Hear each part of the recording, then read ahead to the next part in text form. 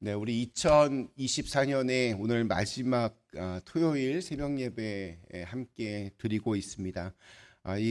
참 뜻깊은 시간에 주님께 나와 기도하며 올 한 해를 이렇게 잘 경건하게 마무리하시려고 하는 우리 모든 그린빌 가족들에게 우리의 삶 속에서 가장 힘들고 어려운 순간 때마다 우리에게 만나를 내려주시고 또 우리와 동행하여 주시는 그런 하나님의 은혜가 언제나 함께 하시기를 간절히 기원합니다. 어느 한 엄마가 이렇게 그림을 아주 잘 그리는 엄마가 있었습니다. 이 엄마가 그림을 그릴 때면 언제나 애들들 이렇게 데리고 가서 자연을 벗삼아 놀게 하고 이렇게 그림을 그리곤 했습니다. 하루는 그림을 그리러 바다에 나갔습니다. 그리고 아이들에게 말합니다. 오늘 엄마가 그릴 그림은 평화다. 평화를 그릴 예정이니 잘 놀고 있어라. 엄마가 그림을 그립니다. 근데 그림을 그리는데 평화롭고 잔잔한 바다가 아니라 파도가 치는 바다를 그립니다. 그림을 본 아이들이 하나같이 말합니다. 엄마, 이건 평화로운 바다가 아니잖아요. 파도 치는 험난한 바다는 전혀 평화롭지가 않아요. 엄마 대답합니다. 얘들아, 조금만 기다려봐라. 평화로운 바다를 그릴 거다. 계속해서 그림을 그려갑니다. 이번에는 파도 속에서 금방 뒤집힐 것 같은 배를 그립니다.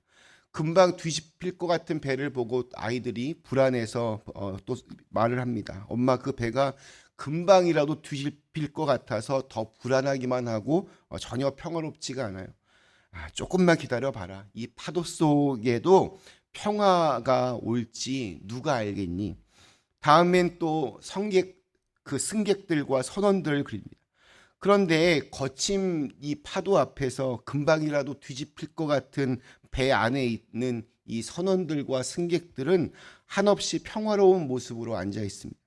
애들이 이상하다는 듯이 엄마에게 또 묻습니다. 엄마, 저렇게 승객과 또 저 선원들은 금방이라도 뒤집힐 것 같은 배 안에서 어떻게 저렇게 평안한 모습으로 앉아 있을 수 있어요? 글쎄, 왜 그럴까? 조금만 더 기다려봐라. 엄마가 그림을 이제 완성해 갑니다. 마지막으로 엄마가 그린 그림은 금방이라도 뒤집힐 것 같은 그러한 배의 그 키를 잡고 있는 선장의 모습이었습니다. 선장의 얼굴에는 자신감과 사랑이 가득 담겨 있었습니다. 그 선장의 모습을 이상하게 보던 아이들에게 엄마가 말합니다. 얘들아, 이 선장이 누군 줄 아니? 바로 하나님이시란다. 너희의 인생이 이 그림 속의 풍랑처럼 아주 어마어마한 파도가 밀려와도 살아계신 너희 인생의 가장 훌륭한 선장 되시는 하나님이 너희의 선장이 되어 주신다면 아무리 어려운 파도가 와도 이 승객들과 또 선원들처럼 평안한 마음을 가질 수 있단다. 이렇게 엄마가 아이들에게 대답합니다. 오늘 2024년 마지막 우리 새벽 예배로 드리고 있습니다.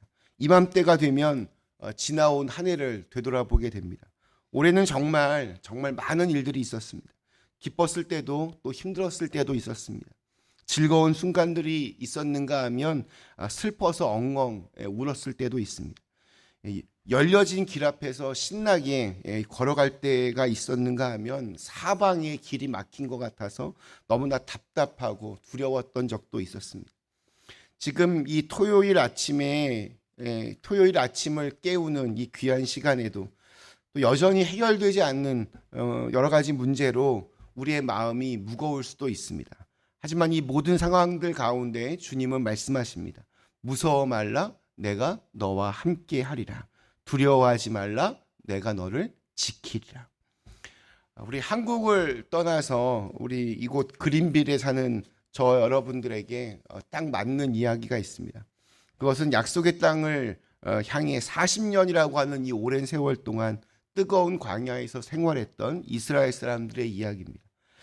낯선 곳에서 긴 세월을 참고 견뎌야 했던 이스라엘 사람들의 이야기를 우리가 읽게 되면 참 묘하게 좀 이렇게 비슷한 동병상련의 마음을 느끼게 됩니다. 하루하루가 우리 역시 광야와 같습니다. 내일을 생각하기에는 오늘 하루도 참 이게 만만치가 않습니다. 미래를 생각하기에는 오늘 막아내야 할 일들이 너무 많습니다. 내가 왜 이곳에 와서 이렇게 생고생을 하고 있나, 이런 생각 우리 이민자들 다 한두 번씩은 다 할 것입니다.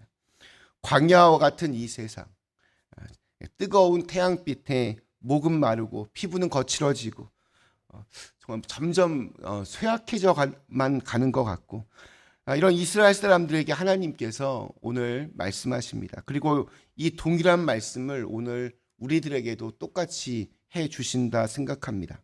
오늘 주신 말씀을 한 번만 더 읽어보겠습니다.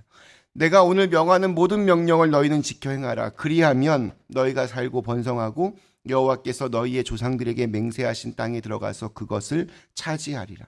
네 하나님 여호와께서 이 40년 동안에 네게 광야길을 걷게 하신 것을 기억하라.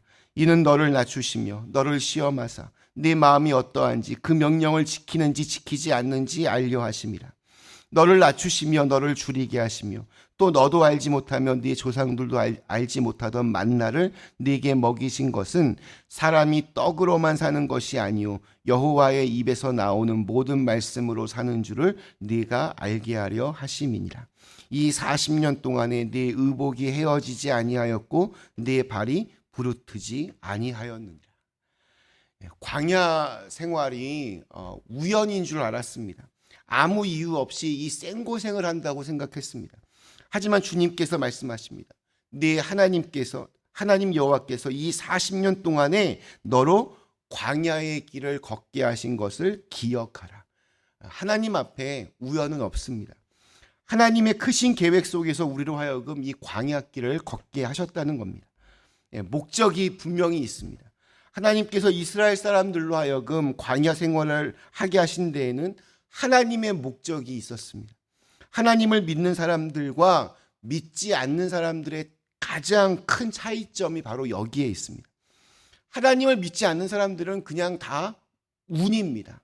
재수가 있거나 없거나.